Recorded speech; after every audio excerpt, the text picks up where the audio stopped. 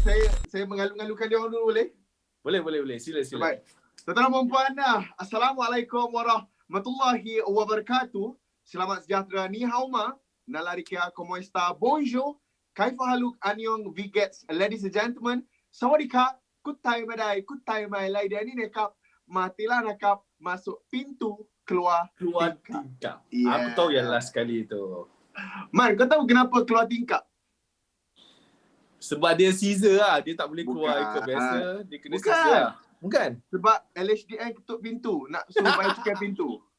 Kau So, kita sebut keluar. Legend. Legend tengah lapar tu.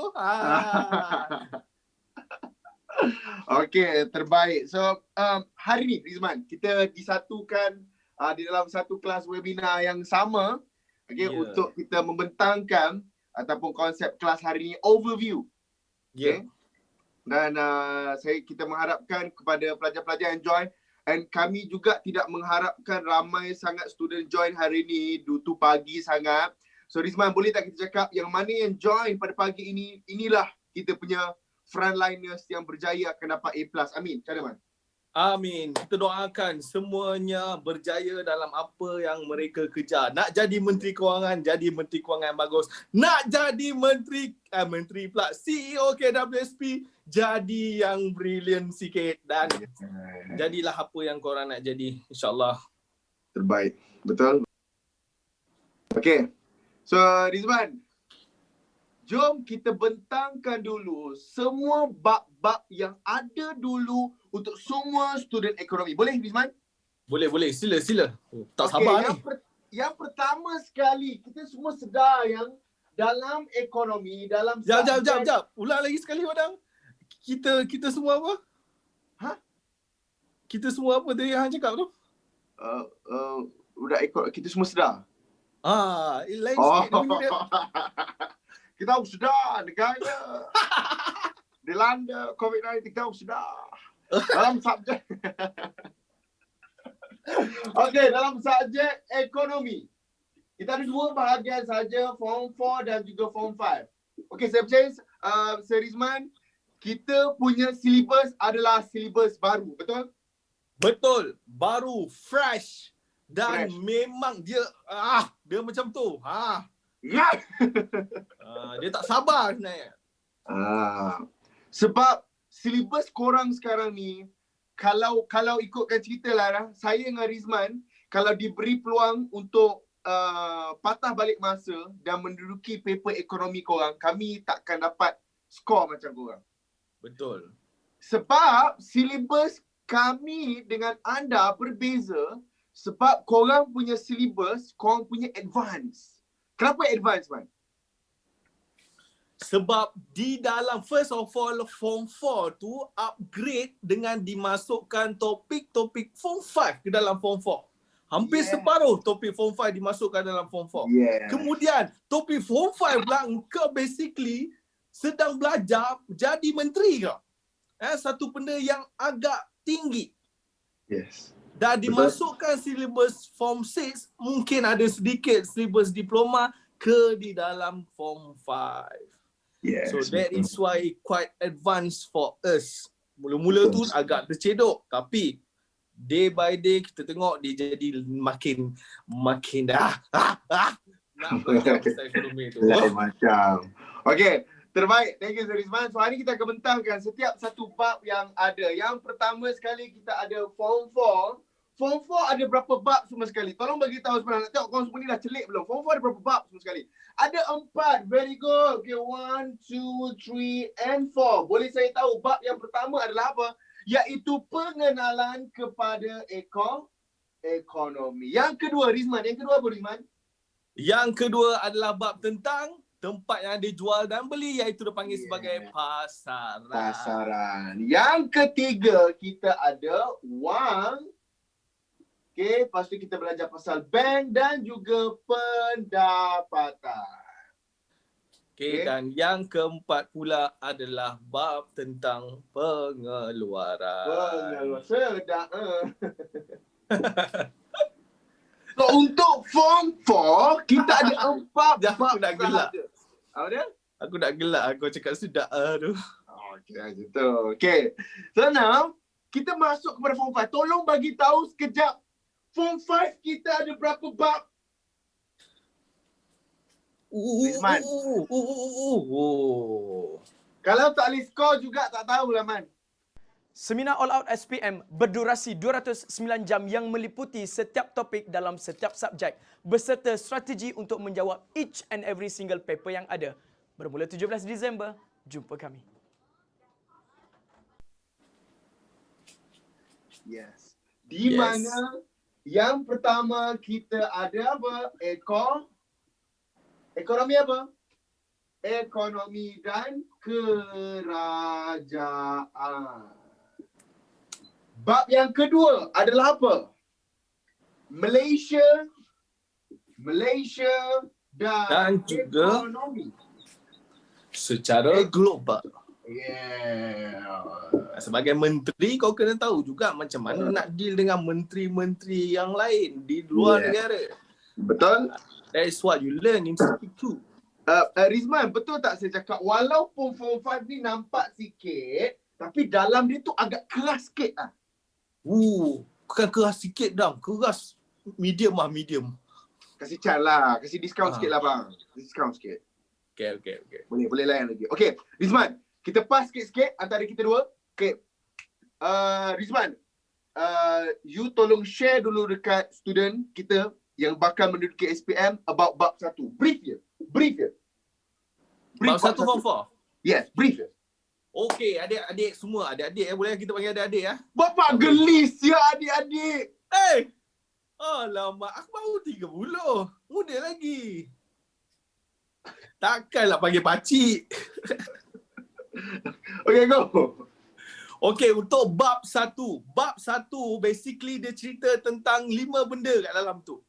Okay, the first part adalah tentang masalah ekonomi.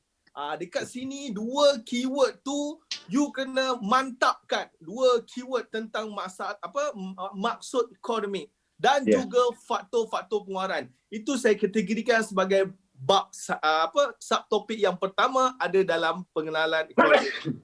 Subtopik yang kedua yang quite famous, boleh dikatakan hot questions yang boleh keluar di dalam SPM awak iaitu tentang masalah ekonomi dan kelok sebadang kata tu kelok karipap setengah apa badang? Ya, karipap KKP. Kelok karipap pap repuk sekiak. Kelok KKP dalam tu dia punya andaian, dia punya titik di dalam, di atas line, di luar line tu you kena study betul-betul macam mana dan agak ada satu soalan yang agak famous kat situ iaitu bagaimana masalah ekonomi itu diselesaikan dalam gambar aja. Tak apa, nanti kita akan cerita lebih lanjut guys tu. Itu yang kedua. Yang ketiga adalah tentang masalah asas ekonomi. Masalah asas ekonomi. Abu tu. Okay. Dan yang keempat antara core yang ada dalam topik yang pertama iaitu tentang sistem ekonomi. Dan kita ada 4 jenis sistem ekonomi tu. Tolong study balik 4 ni. Dan last sekali yang agak famous iaitu apabila combination sistem ekonomi dan masalah asas ekonomi. That one very important. Okay. So ini untuk bab 1 dulu, betul Rizman? Ya, itu bab 1. Okay. Basically, apa yang Sir Rizman cuba sampaikan, kau kena, okay, macam ni. Man, kita nak kena cuci balik budak-budak ni dari segi beberapa perkara. Is everyone dalam keadaan yang fokus sekarang? Okay, dengar. No, the main reason kita belajar ekonomi adalah dia bukanlah hanya semata-mata pasal jual dan beli. It is actually about human behavior. Sebab kalau kita berbalik kepada definisi ekonomi merupakan ilmu kajian sains sosial cara manusia menggunakan sumber terhad untuk memenuhi kehendak yang tidak terhad. Okey.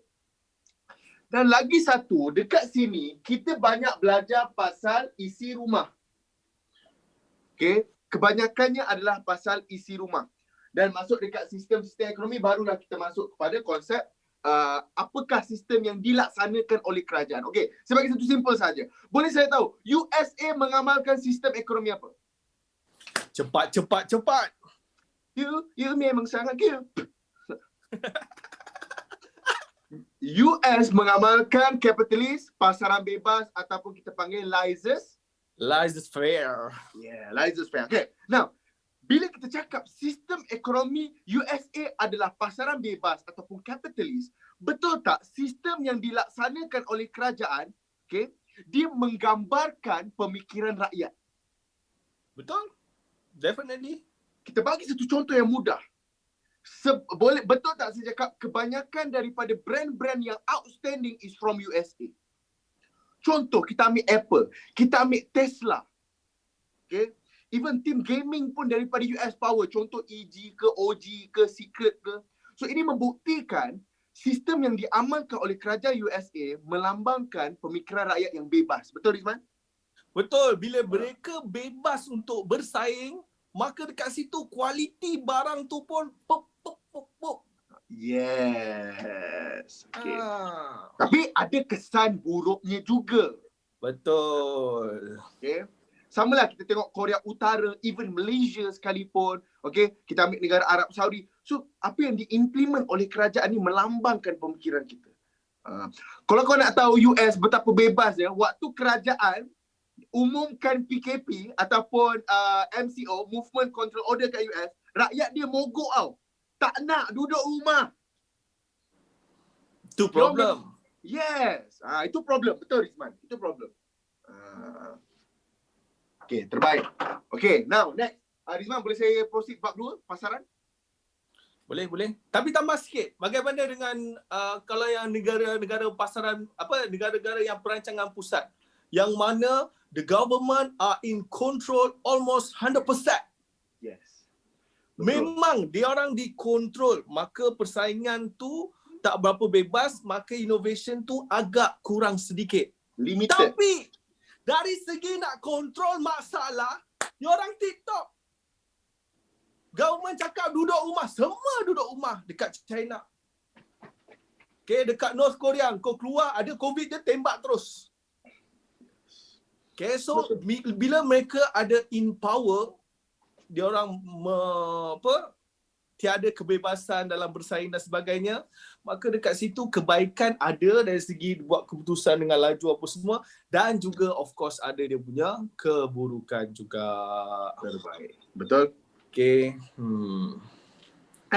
So Badang, bagi hang kan, mana yang the best antara for empat me sistem? the best system economy in the world obviously is Islam. Yes.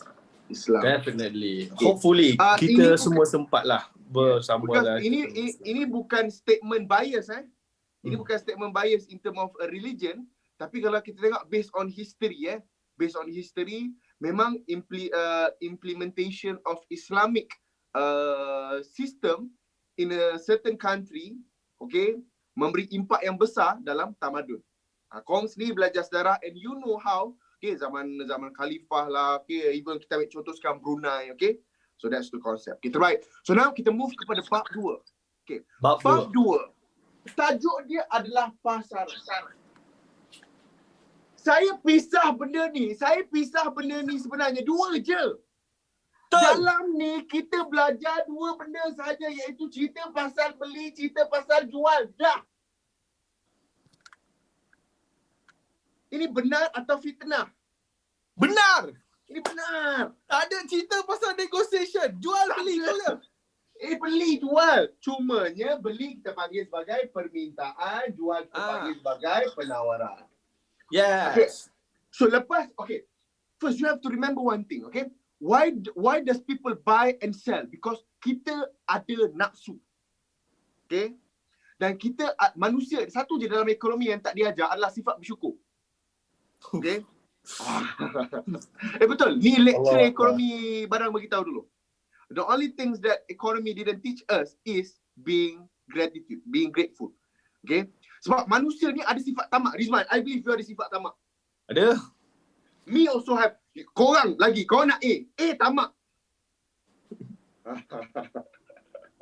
So guys, apa yang kita belajar dalam ni adalah konsep bagaimana manusia respon respon, bagaimana pengguna react, bagaimana firma react tentang perubahan sesuatu harga, ataupun apakah faktor-faktor yang mempengaruhi seorang individu membeli ataupun menjual. Okay? Di mana of course bila kita dah belajar pasal beli dan juga jual, benda yang paling penting of course you kena tahu definisi, you kena tahu hukum, and then of course diakhiri dengan apa? Keluk. Yes. So ilmu tentang jual dan beli tu diteknikalkan, dibuat dalam bentuk analisis, dibuat dalam bentuk kiraan. Itu dalam topik 2.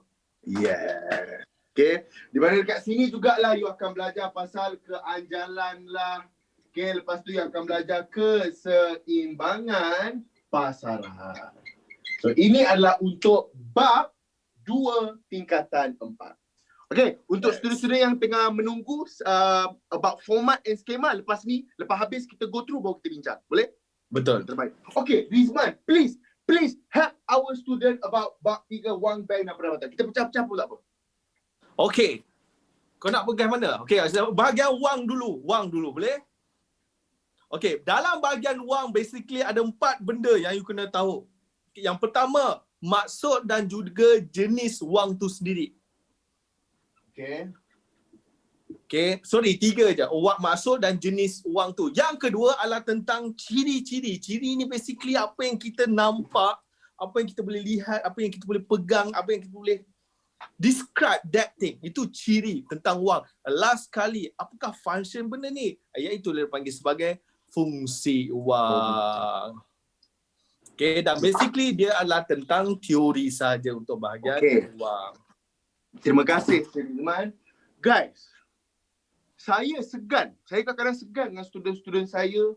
Bukanlah segan dari segi apa. Korang kadang-kadang belajar, korang punya konsep tu mati dekat buku. Betul tak saya cakap dengan mengeluarkan duit? Contoh, dengan mengeluarkan duit. Sebenarnya kita dah boleh faham konsep duit ni based apa yang kita nampak. Okay? Kita tahu, kita semua sedar yang duit boleh digunakan untuk membeli sesuatu barang.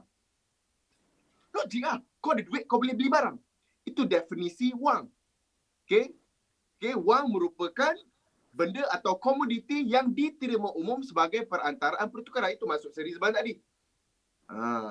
Lepas tu kita boleh jawab ciri-ciri, betul Rizman kat sini?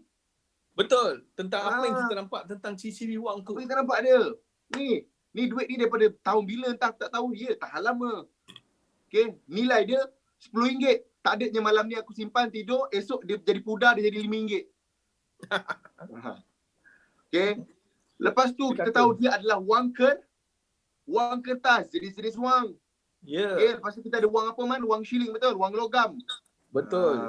Okay. And then last kali adalah benda yang paling penting adalah fungsi wang, apa yang Sir Rizman cakap tadi. Okay. So, dan antara ada tambahan sikit, sebelum berlakunya sistem wang, kita tahu kita menggunakan sistem barter. Dan why we change from barter into money system?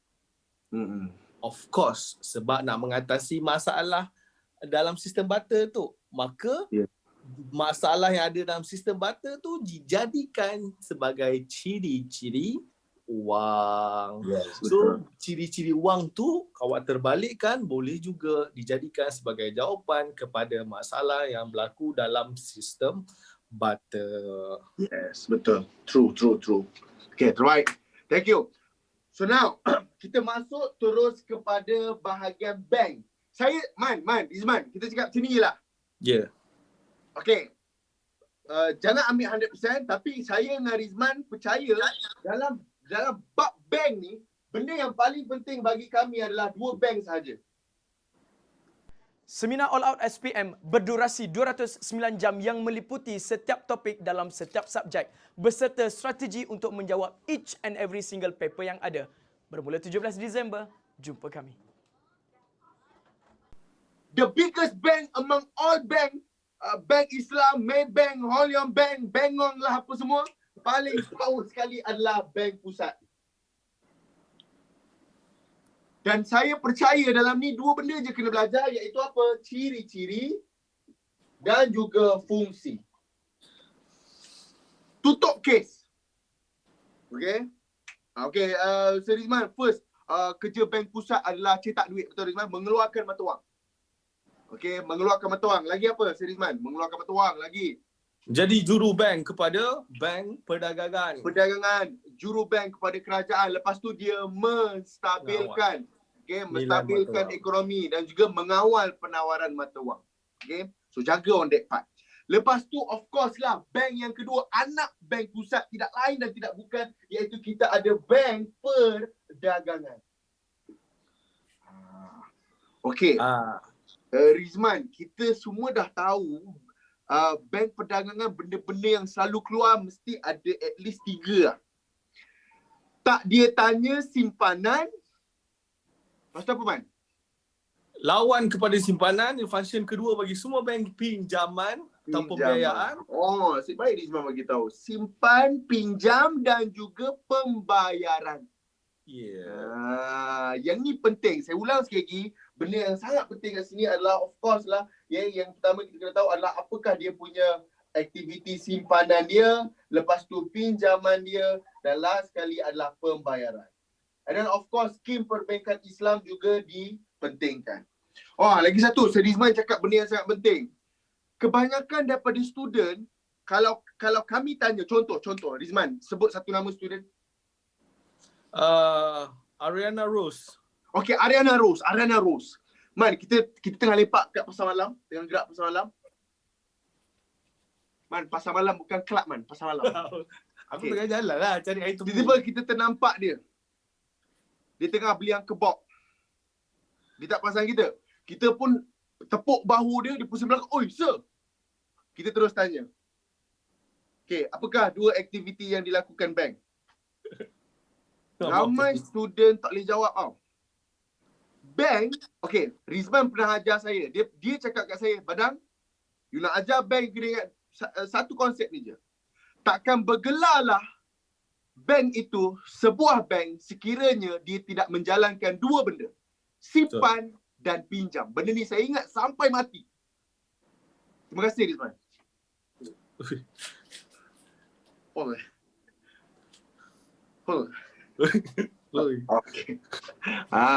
Ingat, bank buat 2 benda yang paling penting. Simpan dan pinjam.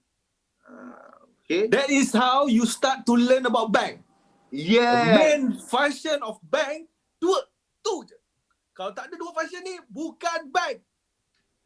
Tempat yang dia simpan je, aku marah ni. Tempat yang dia simpan je tapi tak boleh pinjam, apa? Mak selalu cakap nanti lepas sekolah nanti simpanlah dekat ASB ya. Simpanlah kat tabung haji. Itu semua bank ke? No, itu unit amanah. Kalau dia buat simpanan saja. Tempat yang kita boleh pinjam tapi kita tak boleh simpan. Yang kedai yang kau nampak lambang ni. Jangan masuk. Okay, nampak lambang ni jangan masuk ni Along. Ya. Tempat Along tak bagi jual. pinjam tak? Bagi kan. Tapi cuba cakap, Along gua banyak duit lah. Gua ada 1 juta kat rumah. Lu nak lah gua simpan, mau simpan sini. Along tu pijak kau nanti. Yeah.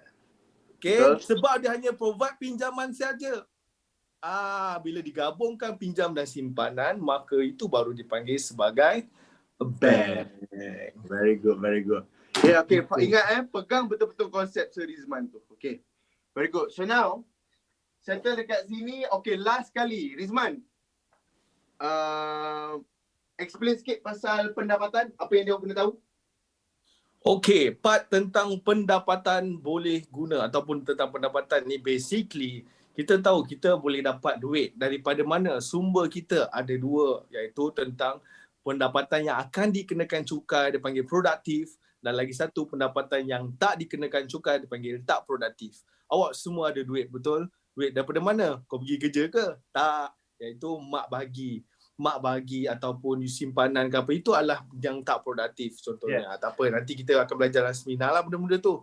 So, daripada duit yang kita gaji tu, adakah kita akan dapat semuanya kat kita? Tak, kena tolak juga something apa dipanggil sebagai potongan wajib. Barulah kita ada dapat duit dipanggil sebagai pendapatan boleh guna. Tetapi ada juga calculation, but this one adalah benda yang dimudahkan sedikit berbanding sebelum ni. Yeah. Okay, sebelum ni you kena kira pendapatan boleh guna tu 10 markah ke 20 markah diberi dekat situ. Yes. Tapi sekarang dah dikecilkan sedikit, maka cukai tu mungkin dimudahkan. Dia ada bagi dah berapa pendapatan boleh cukai kira. So bila dapat cukai barulah you boleh buat full set soalan tentang pendapatan boleh guna. Betul. Ada lagi satu part, iaitu tentang apa? Tentang belanjawan peribadi. This one adalah markah bonus sebenarnya. Okay, markah bonus kat belanjawan peribadi ni. Macam mana you prepare belanjawan peribadi, tu yang you kena cover. Lagi satu, why did you prepare belanjawan peribadi? Apakah peranan belanjawan peribadi? Untuk apa kau buat belanjawan peribadi tu? Tu yang kedua. Dan benda tu mudah, ada dalam pendapatan boleh guna sebenarnya. You, daripada formula PI tolak PW, dapat BBG, tolak belanja, dapat tabungan, daripada situ kita boleh keluarkan step-step untuk you prepare belanjawan peribadi. Okay, ada lagi satu, iaitu tentang sektor ekonomi. Betul dah? Yes, betul. Sektor ekonomi yang ada 3 tu. So, nampak tak? Dulu wang dan bank tu adalah topik form 5. Pendapatan boleh guna sahaja adalah satu topik dalam form 4. Sekarang, yang ambilkan wang, ambilkan bank, 2 topik daripada form 5 masuk dalam form 4. Faham. So itu yang dikata tu korang hebat lah. Hebat bang. Hebat boh. Sedap. Okay, settle kat situ dekat bahagian pendapatan. Okay. And then bahagian yang terakhir, of course kita ada pengeluaran. Okay, yang pertama sekali, dia ada 2 je dalam cerita ni. Yang pertama adalah kita ada konsep pengeluaran. Okay, konsep pengeluaran ni simple. Benda ni dia dah berkait rapat, bukan rapat, memang cerita pasal firma. Kita belajar sedikit basic mengenai production. Apa saya maksudkan by production adalah simple. Katakan kita meniaga burger. Bila kita meniaga burger, boleh tak saya tahu ada tak kos yang terlibat? Ada. Okay, kita ada kos yang terlibat. Kita ada kos tetap dan juga kos berubah. Tidak langsung meniaga. Takkan meniaga tu, takkan kita masak burger tu bersila. Betul? Mesti ada tempat kita nak grill burger tu. Mesti ada tapak. Mesti ada pekerja buat seorang tak mampu. Secara tidak langsung kita ada input. Dan input ni adalah satu tanggungan yang perlu kita bayar. Iaitulah kita panggil sebagai kos. Okay. Macam mana nak ingat formula yang ada dalam part?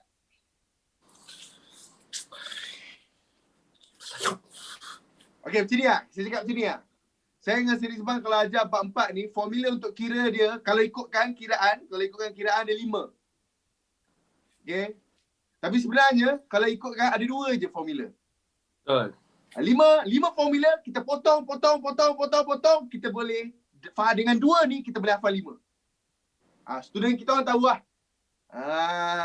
Benar? Ya. Yeah. Kita usdah negara. Cuba kan? Kita usdah. Tak jadi.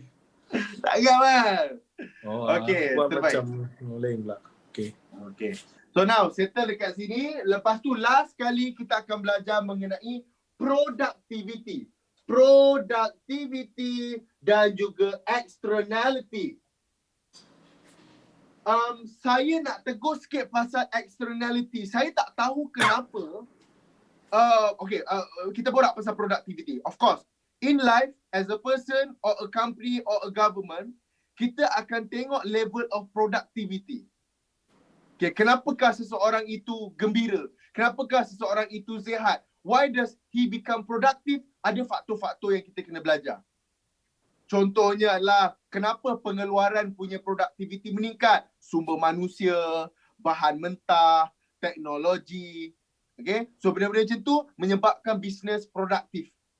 Dan boleh tak benda tu menyebabkan bisnes jadi tak produktif? Kalau pekerja malas, kos terlalu tinggi, bahan mentah tak berkualiti. Okay, now, Man, betul tak dalam bab 4 ni kita tak risau pun konsep pengeluaran productivity, yang kita risau externality. Betul. Sebab soalan dia macam mana, Man? Soalan tentang externality ni adalah soalan yang very subjektif. Dia tak ada fakta yang macam directly jawapan dia adalah itu. No. Yes, sebab Dia dia basically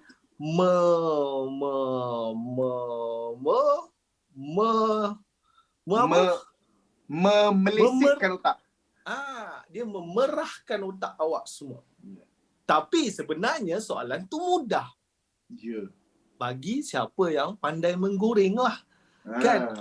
Tapi you kena luaskan, you kena jadi orang yang kena tu. Contoh, baru-baru ni berlaku pollution dekat Sungai Langat kot, kan? So apakah yang akan terjadi kepada ekonomi kawasan penduduk di Langat tu? You kena imagine you adalah penduduk Langat. Dekat Langat, macam mana ekosistem dia? Apa yang kerja boleh buat dekat situ? You keluarkan. Betul. So you keluarkan apa yang you tak boleh, dan benda tu adalah very subjektif. Jangan bagi tepat ikut markah. Contoh, soalan tu 9 markah. Kau bagi 9 poin je. No, bagi lebih. Yes. Sebab kita tak tahu sama ada kita punya jawapan tu betul ke tak. Okay, dan saya bagi sedikit tips. Kalau you ditanya kesan-kesan ni, kejap lagi lah dalam jadi nak bincang paper sikit padang kan? Boleh. Nak bincang paper tu, saya beritahu tips-tips sebenarnya dari sudut apa yang you boleh cerita tentang kesan, faktor dan sebagainya. Yes. Okay, tapi you kena imagine you adalah orang yang kena pollution tu. Betul. Baru you boleh keluarkan soalan externality, kenapa kita lebihkan sikit kat dia, sebab waktu kita orang tengok skema, dia punya jawapan ada poin-poin yang kita orang pun tak terfikir. Dia siap masukkan formula karbon dioksida lah. Contohnya pollution kan. Contohnya macam penggunaan kenderaan. Okay, kenderaan petrol. Okay, membebaskan karbon monoksida. So bila macam tu, ada beberapa poin yang memang kita sendiri pun tak terfikir. So you have to remember, soalan externality is not about how much you study in textbook, but how peka are you about the situation. Yes. You need to become creative. Dia boleh jadi pollution dari segi sungai, laut, lepas tu pencemaran bunyi ke, debu ke. So depends, and wish you guys all the best.